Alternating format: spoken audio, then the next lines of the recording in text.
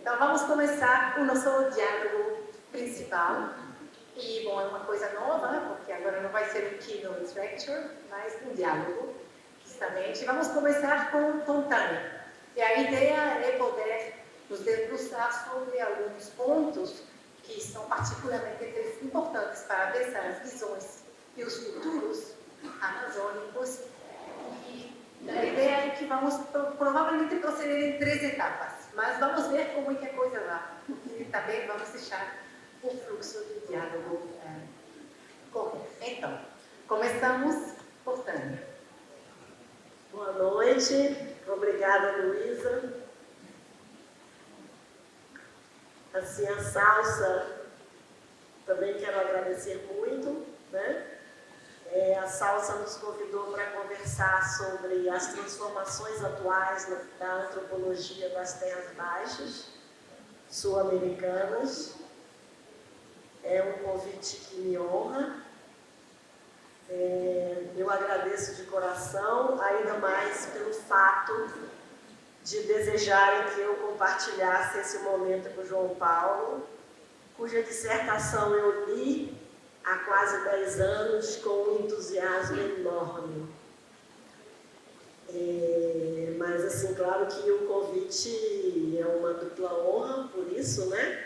Pela Salsa me convidar, por ser para conversar com o João Paulo, mas é também um desafio enorme, né? Transformações atuais das terras, da antropologia das terras baixas sul-americanas. São tantas as viradas que estão acontecendo, né? A virada decolonial, a virada oncológica, a virada multiespécie, a virada vegetal e outras provavelmente. E se eu não estou enganada, já se começou a falar de uma virada metafísica, né? Eu imagino que tanta empolgação, né? tanta produção criativa esteja despertando nos invejosos a desconfiança de se por acaso a gente não está sofrendo de bulimia, né? E teria talvez ainda a virada narrativa, a virada storytelling, como diz uma amiga muito querida e muito irônica, né? Mas eu acho uma virada pela qual eu tenho uma grande simpatia, especialmente por confiar no caráter promissor da convocação de Anna Tsing e Donna Haraway para trocarmos a matriz mítica centrada no homem, centrada no antropos, né?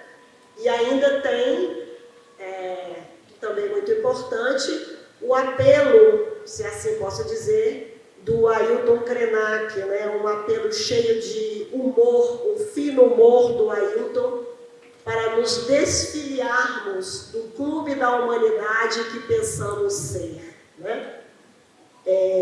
Assim, eu não tenho, evidentemente, competência para falar dessas viradas, definir especificidades.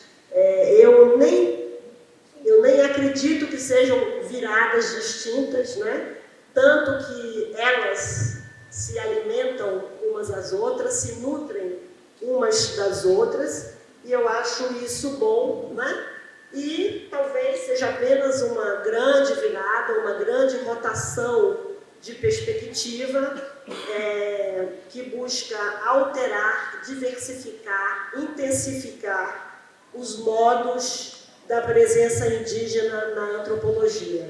O que esse encontro da Salsa tornou tão evidente, né? Mas, assim, quando eu penso em modos da presença indígena, dos povos indígenas na antropologia, eu também estou pensando nos indígenas nas aldeias, onde vamos fazer campo, e uma experiência sobre a qual depois escrevemos, né? Então, é o lugar indígena nessa escrita nascida da nossa experiência que eu estou pensando. Então, assim, em se tratando disso, eu vou tentar articular algumas ideias confusas a respeito do que me parecem ser importantes transformações na nossa sensibilidade, né?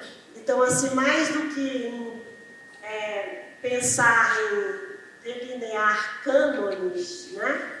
Assim,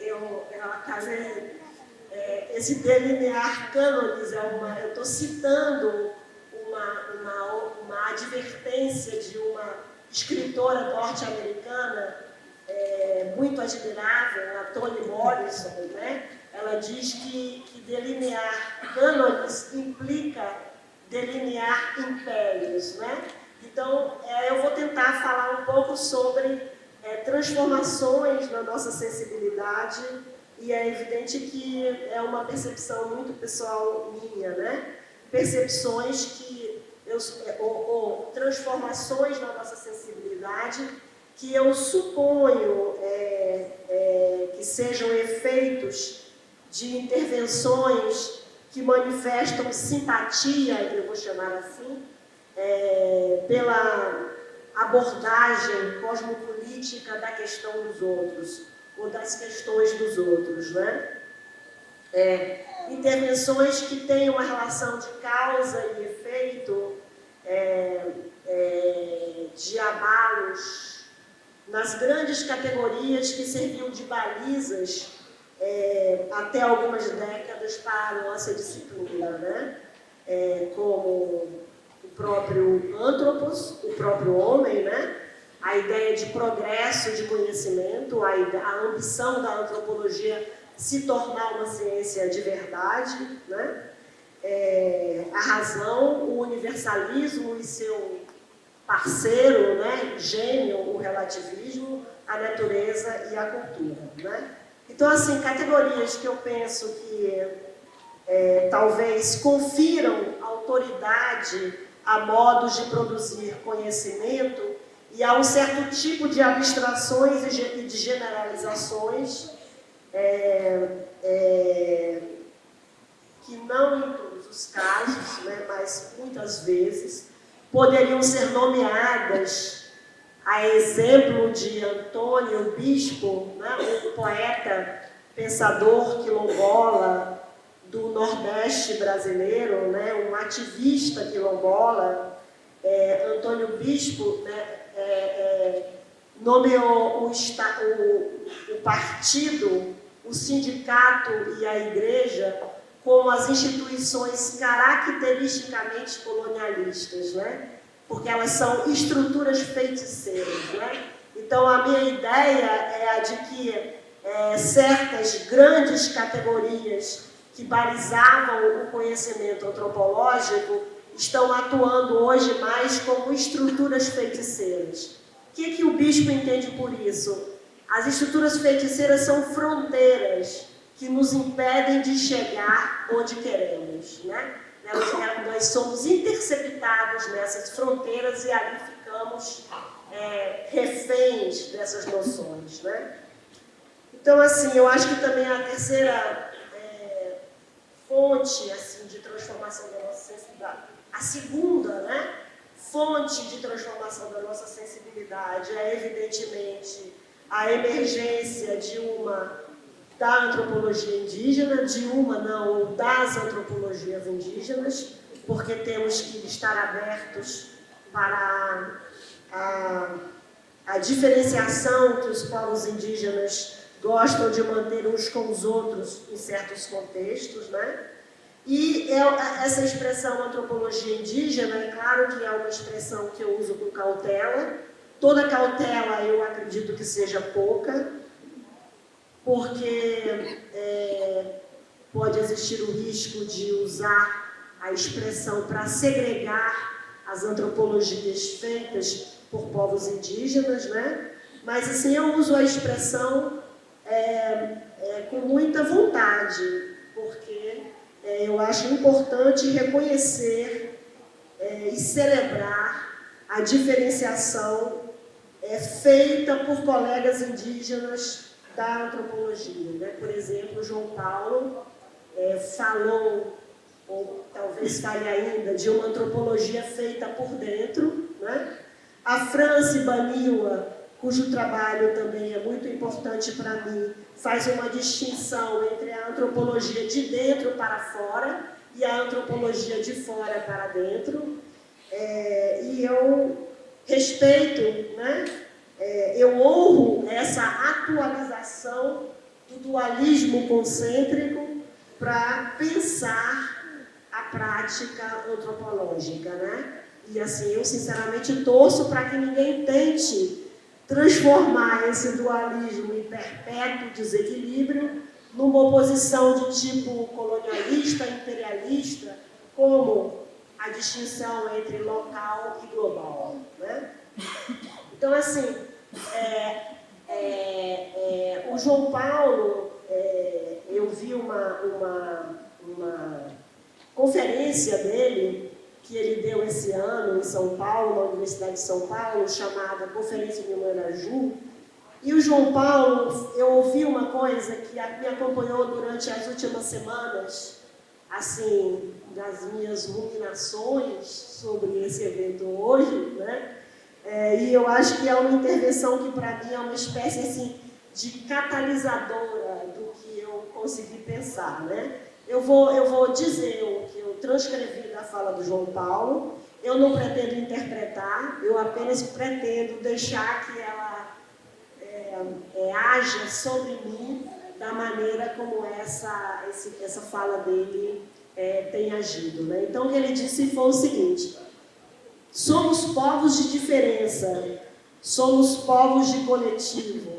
A universidade precisa aprender isso. Se a gente olhar a igualdade, a universalidade somente de um ângulo, acho que a gente vai ter problemas. Não sei se vocês se lembram, mas foi importante para mim ouvir isso. Então, assim, eu queria também lembrar uma pessoa de quem eu pensei muito nas últimas semanas, que é o nosso saudoso colega Peter Gall, Pete Gall, né? Ele dizia que na história da antropologia... Já deu?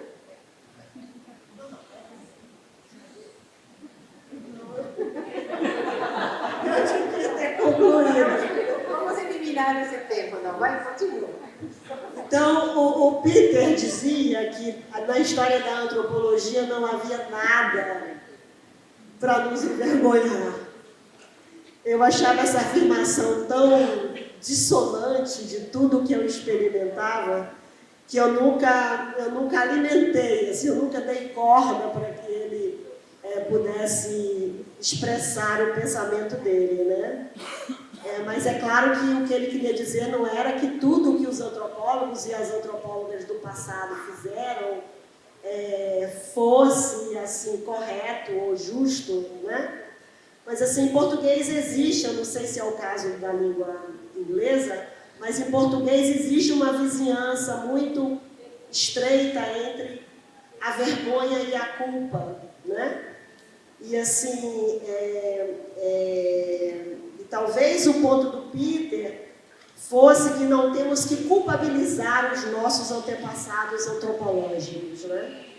Envergonhar-se culpabilizando-os seria talvez comprometer-se negativamente com o que eles fizeram. Mas se a gente afastar a culpa, né? Se a gente não pretender que os nossos antepassados tenham que nos prestar contas, né?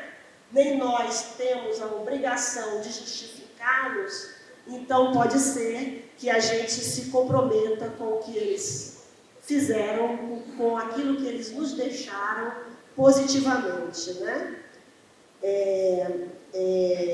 Então, assim, eu vou tentar abrir um caminho sobre os sentidos atuais. Eu vou tentar abrir um caminho com a pergunta sobre os sentidos atuais da divisão antiga entre etnografia e antropologia. Eu sei que é uma distinção que não funciona em todos os contextos, mas quando ela funciona, eu tenho achado que ela tem incomodado bastante atualmente, né?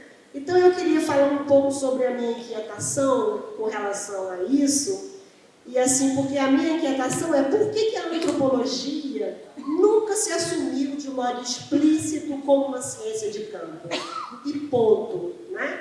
Porque após a ciência de campo que nós fazemos, tem algo mais para ser feito, né? Então, assim, todas as defesas que eu conheço da divisão entre etnografia e antropologia assumem o ponto de vista de uma antropologia que toma a etnografia como uma parte sua, né? E eu queria, assim, tentar driblar essa convenção e correr o risco de assumir o ponto de vista da etnografia para falar da antropologia, né?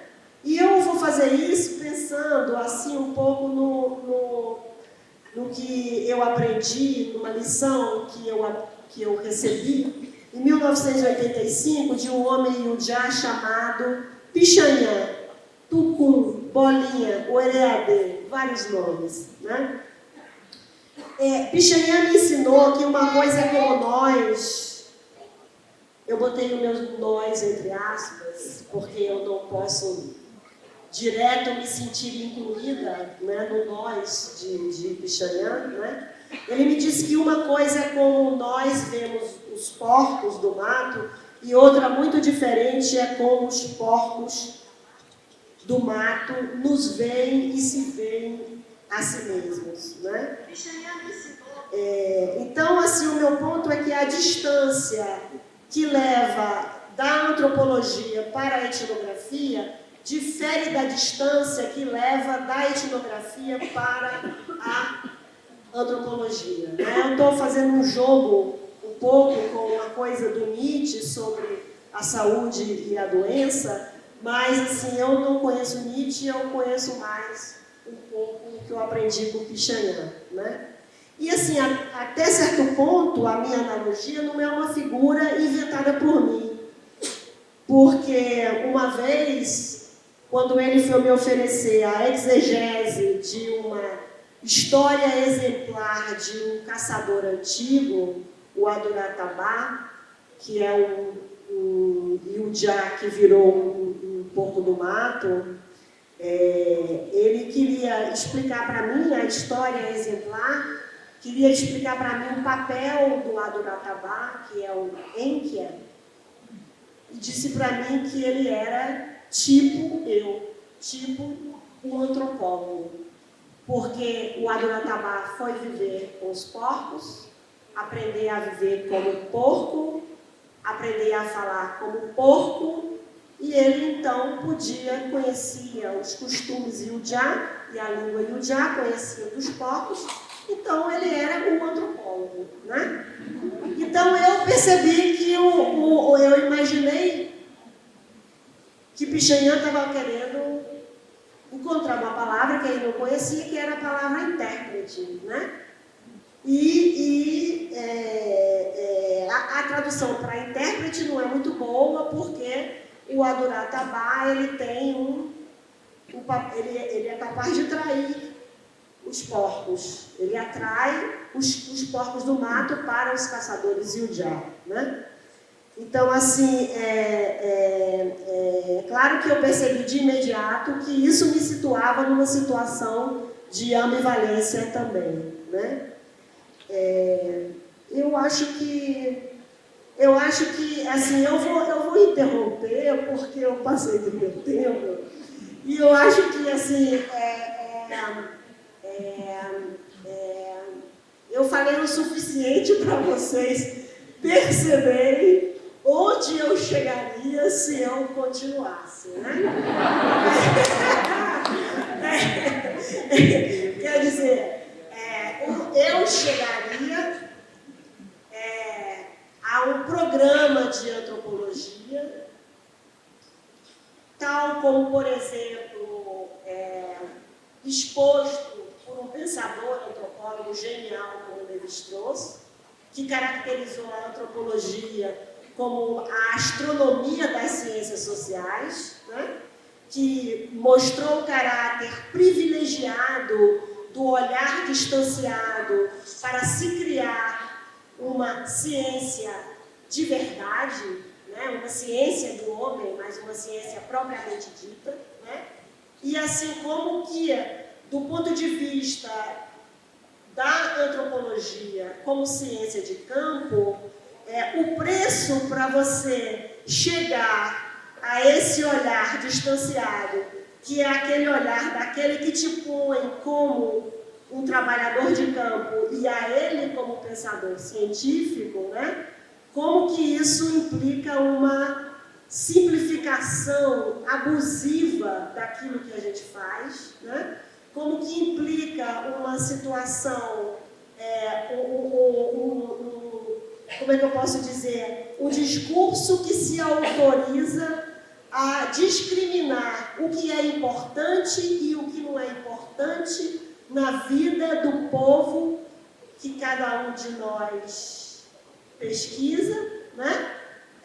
Independentemente daquilo das importâncias e das desimportâncias que esse povo dá para a sua vida e coisas que a gente tenta, sei lá, restituir o melhor que a gente pode. Então eu vou economizar a minha história, que eu acho que a ideia eu já transmiti, né? Que é a ideia de como que o empreendimento de generalização na antropologia trabalha a partir de uma discriminação do que importa como propriedade geral e do que não importa porque é particularismo, né? E tudo em nome da criação de sei lá, né, um saber sobre esse antropos que, sei lá, perdeu sua consistência nas últimas décadas, né? Então eu vou passar a palavra para João Paulo.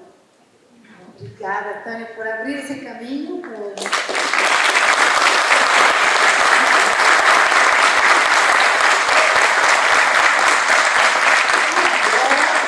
Então, vamos seguir nesse caminho, ou talvez outro caminho. Vamos ver por onde que o João Paulo vai nos levar. Boa noite a todos e a todas. Primeiro, quero pedir licença aos especialistas indígenas do povo que habita nesse território há muito tempo. Permita-me compartilhar com vocês. Segundo, também pedir licença aos professores, que um dia tive que madrugar para estudar, para tentar entender, para minimamente tirar 8, ou 7, ou 0, para aqui presente. Compartilhar com vocês também esse momento tão especial para nós indígenas. Como já foi falado, Salsa deu a cara, né? Está aí para a gente discutir. Também não posso deixar de agradecer ao meu programa, eu pertenço, programa de pós-graduação em Antropologia Social da Universidade Federal do Amazonas, do qual a gente vem fermentando essas ideias. Portanto, o que eu vou falar aqui, compartilhar, não é apenas um trabalho solitário, mas sim um coletivo que a gente construir e constrói todo dia.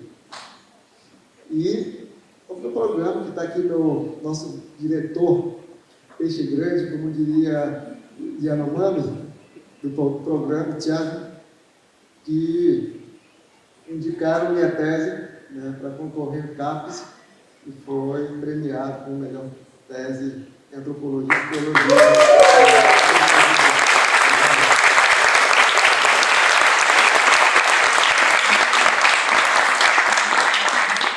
Devo dizer também que eu sou fruto das políticas afirmativas, ou seja, da COPS, e com muito orgulho. Porque falar de cotas ou política afirmativa, para nós, não é também uma luta solitária, mas é uma luta dos povos indígenas, referindo mais ao Brasil, que lutaram 30, 35 anos. Uns que já foram, uns ainda estão ali, né? E nesse processo, a antropologia fez parte. A antropologia está presente. Portanto, daqui eu quero dizer, né, professora Tânia como não indígena, né, e eu como indígena, é uma distância longa, grande distância. Mas não somos antropólogos. Isso já está muito perto. Estamos perto. Então, é nessa chave que a gente está compartilhando aqui, dialogando. Obrigado pela citação, professor. A gente vem também pensando, junto com a antropologia, né, com nossos orientadores, com nossos professores, e compartilhando com outros programas, né, sobretudo o programa da Sexta de São Paulo, da USP e outros, pensando na nossa presença.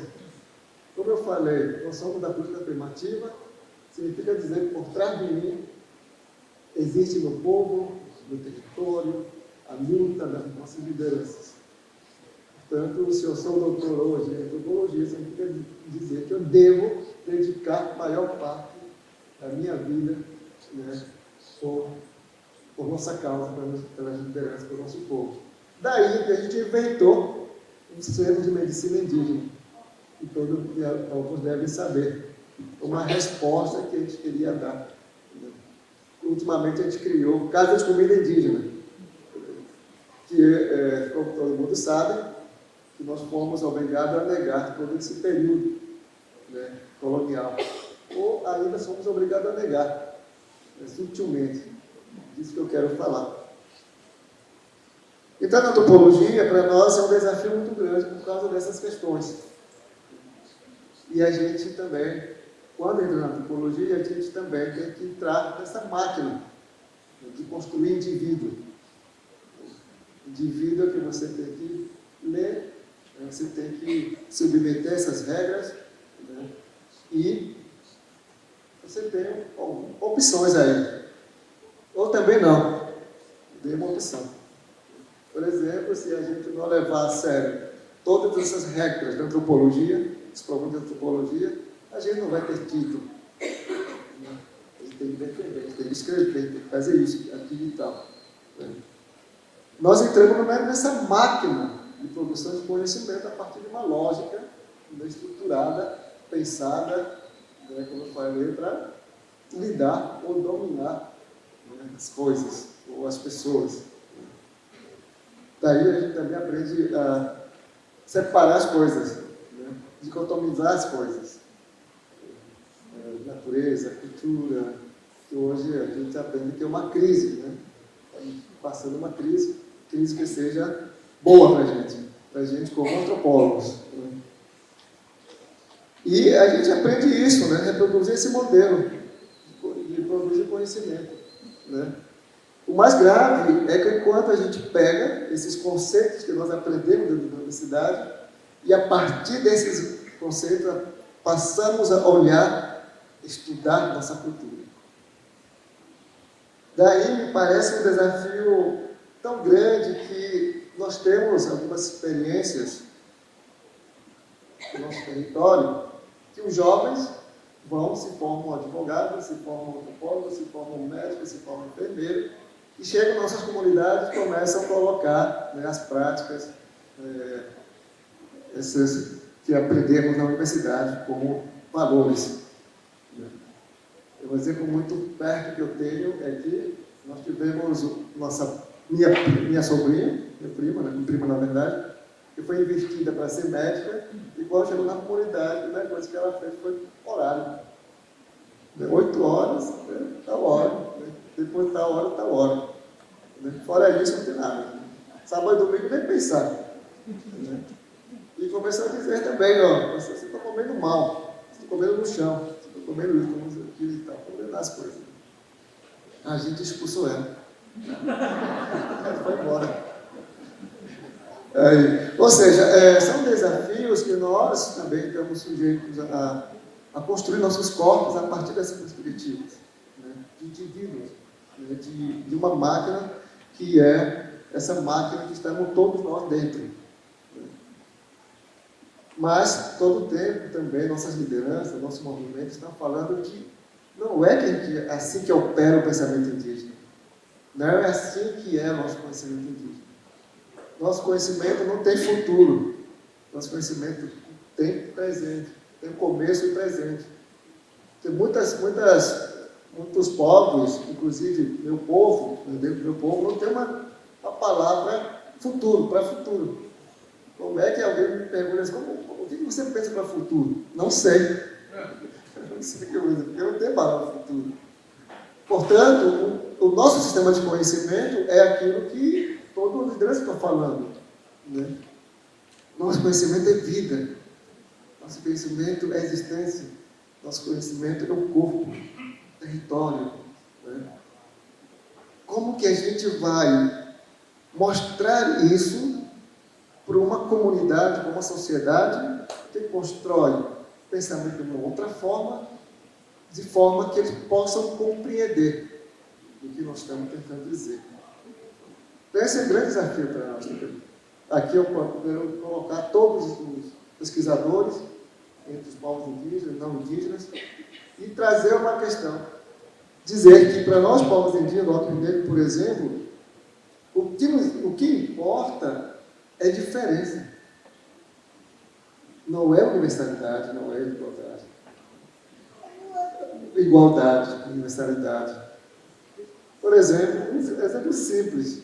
Eu sou tucano, né, o Iepá-maçã, eu não posso casar com uma jovem tucana porque era minha marca consanguínea. Eu tenho que casar com outro jovem de outra etnia, de outro grupo. Por quê? É isso que nos importa para nós. Porque se eu casar com um jovem tucano, eu vou me fechar, né? Eu não vou ter possibilidade de circular conhecimento, nem troca de artefatos, de caça, pesca, eu vou ficar doente. Né? Então, portanto, nós somos povos que abrem a diferença, e na diferença que construímos relações. Né? E, para finalizar esse bloco, professor, a gente fica triste quando nossos conhecimentos ainda é traduzidos a partir de determinadas chaves, né? Sobretudo a chave da religião. Né? Eu costumo dizer, eu tenho fé, né? Casa sagrada, né? Casa espírito, espiritualidade, Deus, Criador. Né? Nossa, eu posso dizer o seguinte, nossa, pela falta da fé, pela falta de acreditar em Deus, por falta disso, nós fomos matados, fomos dizimados. Mas me parece que ainda há insistência de querer colocar nosso sistema de conhecimento complexo na chave da religião e transformar isso como religião. Que, do meu ponto de vista, é um equívoco muito grande. E outra questão, que é moda agora, né? É colocar nossos conhecimentos na lógica da ciência. Querer capturar o nosso conhecimento, né, na lógica da ciência. Daí começa a colocar como ética. Né? Etnomatemática, etnobotânica, etnohistória, ética. Se trata tudo é ética. Como brincava da última vez agora. Né? De repente eu sou etno João Paulo. Não dá para a gente pensar. Então, por isso que eu quero encerrar no momento, com esse bloco. Né? Bom, professor, vamos continuar o nosso diálogo.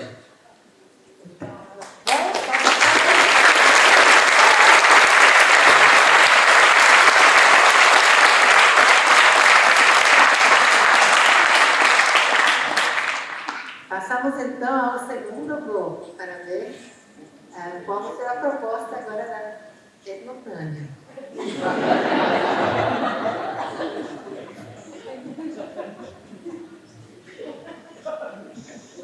Existia, não sei se ele existe. Mas... Minha amiga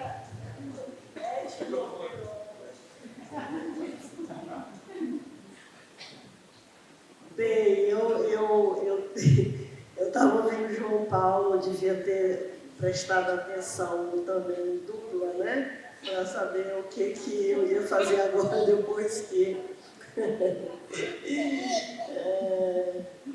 Eu vou tentar... eu imagino que o João Paulo vá um pouco falar da antropologia indígena, né? E aí eu vou tentar definir, assim, trazer uma coisa do Lévi-Strauss que acho que serve de um contexto histórico hoje sobre o qual a fala do João Paulo teria algum efeito a produzir, né? Mas, assim, uma coisa interessante, assim, a respeito da emergência da antropologia indígena e assim, a alegria, né, dos colegas indígenas, tanto homens como mulheres, o pique, o entusiasmo, o interesse pelo conhecimento de outros povos espalhados, de outros povos terra fora, né? Tudo esse pique de um interesse por conhecer outros modos da vida humana, né?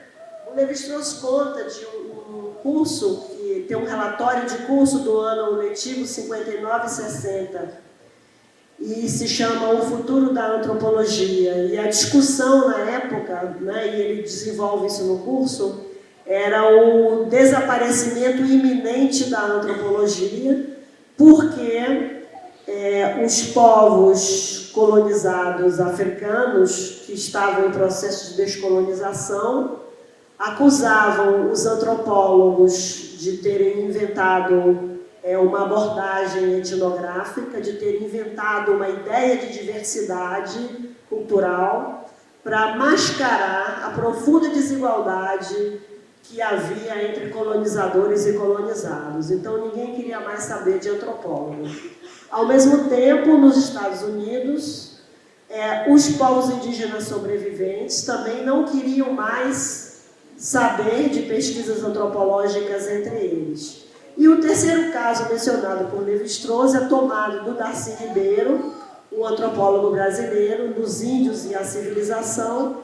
O Darcy Ribeiro conta que 70 povos indígenas situados no Brasil teriam desaparecido na primeira metade do século XX, né? Então é uma coisa assim, o sentido de urgência, os povos que nós estudamos vão acabar, né? Ainda era muito forte no fim dos anos 50, e as pessoas, então, tudo bem, então vamos acabar, vai acabar a antropologia.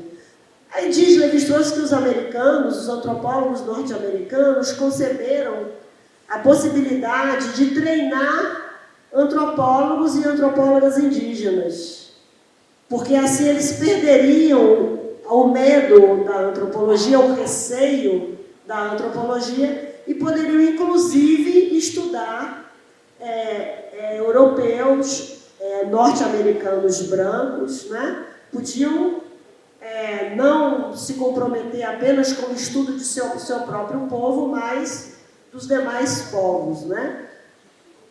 E aí o Lévi-Strauss acha que a ideia é completamente absurda. Isso é uma coisa interessante. Ele diz que essa ideia, uma antropologia generalizada, como ele diz, ela não pode se tornar real, né? Ela não pode acontecer. E por quê? A razão é interessante. Ele diz, eu tenho aqui, né, a citação dele, ele fala assim: com a melhor das boas vontades, não conseguiríamos jamais, nós os europeus, né, provavelmente os norte-americanos também, nós, com a melhor das boas vontades, não conseguiríamos jamais nos fazer admitir por eles como seus selvagens. Pois, quando os fazíamos representar esse papel de selvagens, eles não existiam para nós, ao passo que, responsáveis pela sua sorte, nós existimos para eles, né? Esse nós é um pouco ambíguo, né? Porque o Lévi-Strauss pode estar dizendo nós, os ocidentais, certamente ele não está dizendo nós, os antropólogos, né? Porque não é concebível que uma pessoa que tenha dedicado sua vida a isso, eles não existem, né? Não é isso, mas que tipo de existência os povos indígenas teriam, né? Que modos de presença os povos indígenas teriam num programa antropológico tal como o de Radcliffe Brown ou o de Lévi-Strauss, ou modos contemporâneos desses programas, né? Assim, eu acho uma passagem assim para a gente meditar, né? Eles não existiam para nós. Eu acho que eles seguem não existindo para nós, entendendo o Brasil, né? A Colômbia, tirando pouca gente, né? Essa afirmação do Lévi-Strauss ainda, eu acho que ela ainda é válida. E assim, é um retrato, talvez um dos mais significativos, né?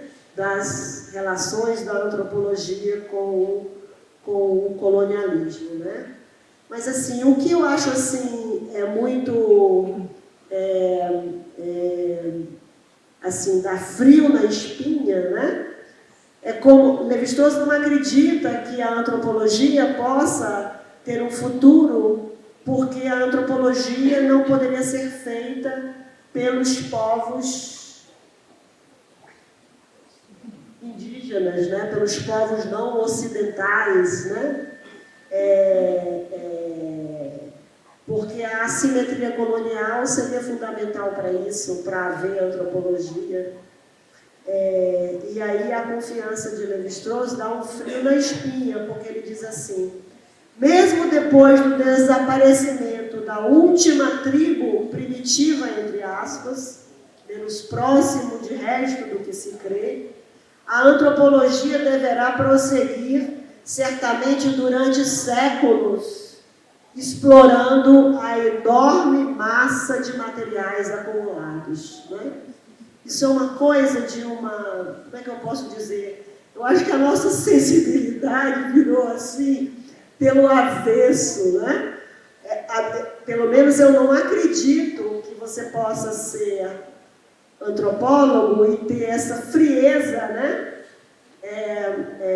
Essa sensação de impotência com relação a fazer algo pelo destino dos povos indígenas contemporâneos, né? Os povos indígenas sobreviventes, né? Assim, mas de todo modo o Lévi-Strauss não acredita.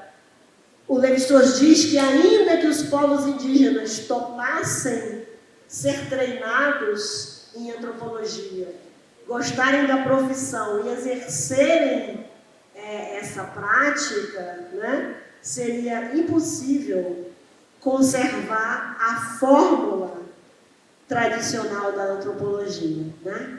Assim, que bom, né? Eu não sei, não dá para adivinhar o que ele estava chamando de forma tradicional da antropologia. O que é uma antropologia dedicada a fornecer um conteúdo antropológico para o postulado iluminista da unidade do homem. É isso que ele está pensando, né?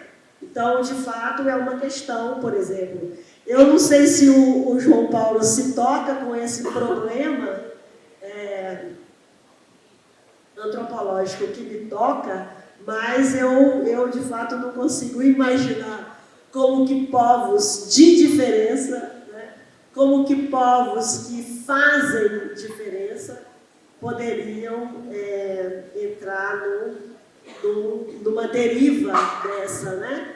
E, ironicamente, assim, a ironia da história, né, me parece ser que justamente João Paulo tenha concebido um projeto antropológico tenha concebido um projeto próprio, né,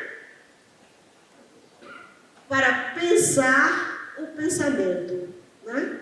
O que tem suas relações de transformação, vamos dizer assim, no sentido levi-straussiano, com o próprio projeto do Lévi-Strauss, que é usar os pensamentos indígenas para pensar o pensamento do homem, né, o pensamento humano, né? E o João Paulo usar a antropologia, talvez até a de Lévi-Strauss, para pensar o pensamento indígena, né? Então, não sei se o João Paulo quer falar algo a propósito disso. Quando você falava, eu senti esse frio na espina. Eu senti esse frio na espina e vergonha também. Não sabia muito bem se continuar escutando ou me sentir indignada. Ou... Eu acho que muitos de nós refletimos também nessa disciplina na qual fazemos parte, né? Mas também podemos odiar. Então, eu acho que para mim estar aqui sentada do lado de um pensador do povo Yepamaçã é certamente o futuro da antropologia, seja qual for esse futuro. Então, eu passo agora, eu queria escutar você, João Paulo. Então, a gente está numa posição de antropólogo, né? Mais uma vez, eu quero convocar todo mundo para pensarmos juntos, né? A partir de alguns elementos que a professora Tânia já colocou, e vou tentar também aprofundar um pouco nessa questão. Me parece que pensar o pensamento não é algo fácil, nem é algo dado. Na medida em que nós estamos nessa posição de antropólogo, nessa lógica, né, ocidental de pensar. Que a nossa lógica indígena é outra, né, totalmente diferente. Né? Ou melhor, existem várias formas de construir conhecimento, e vários caminhos de adquirir conhecimentos. Né? É o sonho, né? É linguagem das coisas, né? E circulação de conhecimento, né? A sensibilidade do corpo, o toque do corpo, né? O movimento do corpo. Então, existem várias formas de acessar conhecimento e construir conhecimento, né? Que perpassa pela limpeza do corpo, né? Cuidado do corpo, construção do corpo, construção de pessoa, né? Etc. E quando a gente entra nessa lógica da antropologia, ou esse modelo ocidental da universidade, a gente é sujeito a desconstruir tudo isso e construir outro corpo. Esse processo é doloroso às vezes, né? E muito doloroso, porque nós estamos sujeitados a duas condições: ou traduzir nossos conhecimentos, né, direto, assim, ou tentar construir teses ou dissertações citando vários autores, né, às vezes não tem nada a ver, né, etc. Daí, nós, no DEAI, temos feito o esforço de dar um pulo disso, né, sabendo que, como eu falei, sozinho não dá para fazer isso, não dá para pensar o pensamento. E também não dá para pensar o pensamento indígena numa lógica ocidental de ficar na sala de aula ou numa relação de orientador orientando, né? Que na medida em que nosso conhecimento dos povos indígenas, a maior parte, é circulado a partir das festas. O Justino ontem falava muito bem, né? Festa das frutas, para nós é fundamental. É um espaço onde nós, né, construímos com pessoas, circulamos conhecimentos, né, negociamos casamentos, sistema de parentesco, político, social e econômico. Na medida que acaba uma festa dessa, acabou. Né? Na medida que nossos corpos são sujeitos a essa prática, né, de orientador orientando uma sala de aula, né? Leia fulano tal, etc, tal, e de repente puxei como você não dormiu direito, tentando fazer um texto, chegar lá, o orientador diz: você não sabe escrever. Eu não sei mesmo, e daí? Né? Não faz esforço, às vezes, professora, de entender por que eu tenho dificuldade de escrever em português. Mas em tucano, eu sou bom. daí essas questões. Portanto, pensar no pensamento indígena não é algo dado, mas também não pode ser algo solitário, né? E tem que ser um trabalho coletivo, né?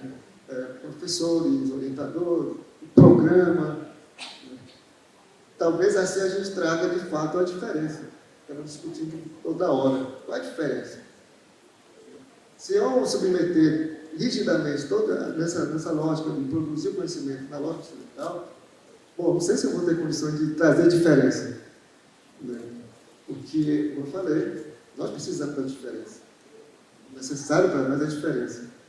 Mas qual é a diferença que os povos indígenas ou os jovens indígenas estão trazendo para dentro da universidade? Então, nós temos dedicado nossa mente, nosso trabalho, nossas relações, né, nosso final de semana, até mesmo depois da aula, na mesa do bar, né, professor? Conversando, delirando, etc. E, como eu falei, tentando traduzir isso nas folhas, riscando, como diz Dário Copenhague, riscando nas linhas. Às vezes a gente não consegue, mas esse esforço tem dado esses frutos que nós estamos mostrando aqui, né? E esperamos avançar mais. Aí eu queria perguntar para a Salsa, né? E aí, Salsa? Daqui para frente, o que a antropologia vai fazer? Né? O que a Salsa tem de proposta? Né? O que vai sair daqui? Né? Não olhar o indígena como fora parte, né? Mas a antropologia olhando como membros. Nós somos isso, né? Nas diferenças construir uma coisa boa. Se bem que já temos muita coisa boa, mas precisamos construir as coisas.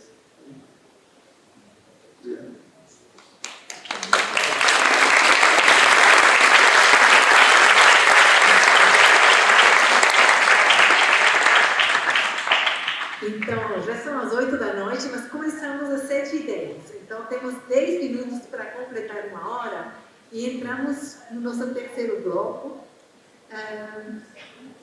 5 minutos cada um e depois já veremos.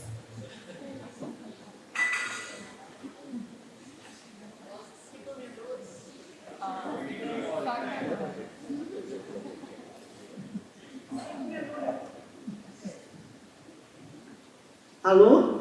Tenho 5 minutos, João Paulo. Tem aquela parte dos desafios cosmopolíticos do nosso resumo, né? Eu vou tentar fazer alguma coisa com esses desafios, mas primeiro, assim, eu só posso fazer uma coisa um pouco confusa, mas eu vou fazer, né? Primeiro eu queria lembrar que assim, se diz que a noção, o termo proposição, no pensamento do filósofo Whitehead, tem o sentido de uma isca que fisga o nosso sentir, né? Então eu pensei que tem um pouco o sentido de uma puçanga, né? Uma pusanga, não sei como se diz em espanhol, se é puçanga, é puçanga? Outro dia até te perguntei, né? Bem, então parece que a proposição cosmopolítica foi concebida pela filósofa belga Isabelle Stengers com essa intenção de fisgar o sentir de pessoas envolvidas com práticas científicas, né? E aí eu acho que eu, de fato, fui fisgada porque eu tenho muito desejo de pensar um agenciamento etnográfico que tenha um engajamento cosmopolítico. Eu realmente penso isso, né? E assim, uma coisa que eu acho interessante nos últimos desenvolvimentos do problema da questão cosmopolítica de Isabelle Stengers, é como ela desloca um pouco uma questão antropológica, que é, sei lá, por exemplo, acho que desde Pierre Clastres, se não antes, mas que eu saiba, foi o Clastres que introduziu isso, né? Precisamos levar os índios a sério, né? Precisamos levar os povos indígenas a sério, né? E a Isabelle Stangers, ela teve uma ideia de que precisamos levar os não humanos a sério. E ela se propõe a definir isso que é quase indefinível, né, a não ser uma enciclopédia chinesa do Borges, né, definir positivamente os não humanos. E ela tenta dizendo que os não humanos são aqueles em torno dos quais os humanos se reúnem para viver a sua vida, né? Para constituir a sua vida. Sendo que, no campo dos não humanos, os humanos estão totalmente despossuídos dos seus conteúdos dados a ele pelo postulado do excepcionalismo humano. Então, quem são os não humanos? As ciências, as culturas, as divindades, as piracemas, as florestas. Então, o sentido moderno do homem é totalmente... Ela propõe isso, é uma experiência de pensamento, né? Ela propõe o esvaziamento do conceito moderno de homem em nome de uma ruptura da hierarquia entre fatos e ciências. Eu vou me explicar melhor, eu vou tentar me explicar melhor. Se você despossui o homem, o antropos, dos sentidos modernos disso, isto é, da cultura, da linguagem, do conhecimento, você o despossui do poder de censor ontológico que os cientistas assumem. Então, os neutrinos são não humanos, a Virgem é não humana, os Uai-Maçã são não humanos, os Chapires são não humanos, e a sua positividade, a positividade dos não humanos, é a de provocarem pensamento nos humanos e permitirem que os humanos se reúnam por suas obrigações e seus interesses pelos não humanos, quer dizer, pelas piracemas, pela antropologia seria também o não humano, né? Me parece interessante esse deslocamento, porque é uma tentativa de não pôr os direitos indígenas como uma questão de moralidade, né? Não é uma questão de moralidade, né? Os peixes do Rio Xingu estão sofrendo um holocausto assustador, né? São recursos, né? Então, o que vale seriam os povos humanos para os quais você vai encontrar outros recursos, já que os peixes e a floresta aluvial estão se desertificando pelo funcionamento, pela operação da usina de Belo Monte, né? Então, eu acho muito interessante colocar os neutrinos, Virgem Maria, os Uai-Maçã, os Chapire, os peixes do Xingu, como os não humanos. Logo, a situação de ambivalência em que ela coloca a antropologia. O homem do Lévi-Strauss, isto é, aquele senhor se debruçou durante a sua vida e escreveu essa obra incrível, é o não humano. Né? O ameríndio é o não humano. Né? Então, uma questão que nos cabe, né, é em torno de que nos reunimos? Em torno dos não humanos do Zindiá, no meu caso, né? O João Paulo, em torno dos não humanos do Ziepamaçã e de outros povos do Alto Rio Negro, e é a positividade desses não humanos que vamos defender, ou vamos ficar tentando correr atrás de recursos para humanos que não podem, né? Em suma, eu acho que eu passei meus 5 minutos, peço desculpa, me desculpo se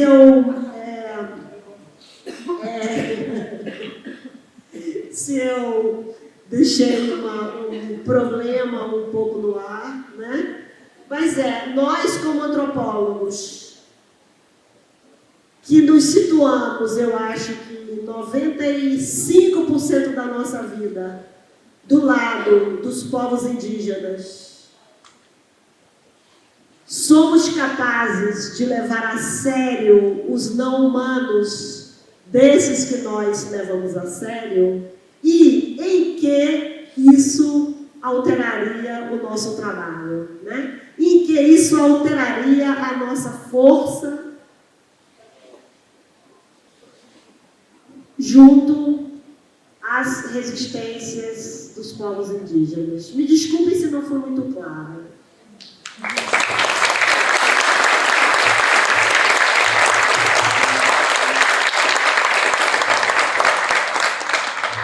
Bom, obrigada, Tânia. Vou dizer, você é não humana, você falou 11 minutos.